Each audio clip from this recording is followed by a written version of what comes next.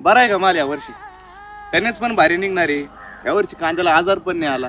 फक्त भाव नाही, आणि भाव नसण्यामागे आहे ना एक कारण पण आहे. मागे एका आमदारांनी स्टेटमेंट दिलंय की ज्या शेतकऱ्यांकडे घर गाडी असेल त्या लोकांना कर्जमाफीमध्ये बसता येणार नाही. आणि त्यामुळेच कदाचित त्यांनी लांबचा विचार हा केला असेल की या पिकाला जर का भाव दिला तर शेतकरी कदाचित घर बांधेल चांगलं, कदाचित एखादी सेकंड गाडी घेईल, आणि हे जर का पैसे त्या शेतकऱ्यापर्यंत पोहोचले तर त्याला कर्जमाफीमध्ये बसता यायचं नाही.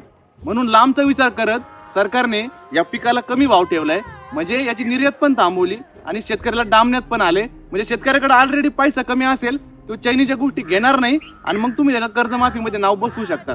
म्हणजे तुम्ही कसं करताय माहितीये का? तोंड पण दाबताय आणि बुक्क्यांचा मारा पण देताय. पिकाला भाव नसताना शेतकऱ्यांनी मोठे स्वप्न बघायचे कसे? आणि ज्या शेतकऱ्यांनी कर्ज काढून घर बांधले, सेकंड गाड्या घेतल्या, त्या लोकांना सुद्धा तुम्ही कर्जमाफीमध्ये बसून देत नाही. म्हणजे सरकारचं कसं आहे माहितीये का? शेतकऱ्यांकडूनच लुटायचं आणि शेतकऱ्यांना परत वापस देताना सुद्धा त्याच्यावर अटी शर्ती लावायच्या. अहो, आपल्या जमिनी किती ते बघा एकदा, आपण जनतेचे पैसे किती लुटले ते बघा एकदा. प्रत्येक आमदार खासदार लाखांनी पैसे घेतो आमच्या टॅक्सचे, ते पैसे तुम्ही उडवता फालतूमध्ये. एका आमदाराकडे हजारो एकर जमीन आहे, तरी पण त्यांना टॅक्स मधनं आमच्या पैसे लागतात मंथली खर्च. आणि एका बाजूने जेव्हा कर्जमाफीची बाजू येते तेव्हा तुम्ही बोलतात की त्या शेतकऱ्याकडे घर नाही पाहिजे, त्याच्याकडे गाडी नाही पाहिजे. मग शेतकऱ्याकडे काय पाहिजे?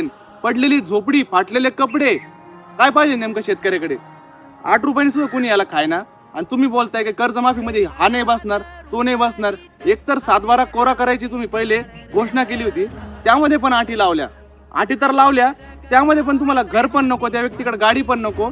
कदाचित तुम्हाला तर शेतकरीच नको असेल महाराष्ट्रामध्ये तर तसं सांगा.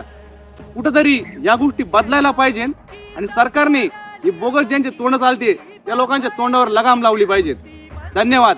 जय जवान, जय किसान.